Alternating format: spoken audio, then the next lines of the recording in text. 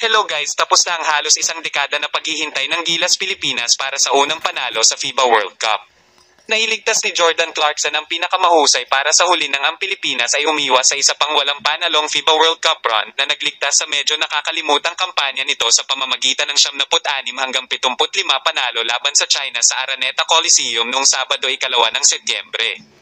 Pumutok si Clarkson ng 24 sa kanyang 34 na puntos sa phenomenal third quarter para isulong ang Pilipinas sa unang panalo sa World Cup mula noong 2014 nang talunin nito ang Senegal sa overtime. Natalo ang Gilas Pilipinas sa lahat ng 5 laro nito sa huling World Cup upang matapos ang huling patay sa 32 koponan at ibinagsak ang unang 4 na laban sa edisyong ito na naging biktima ng Dominican Republic, Angola, Italy at South Sudan.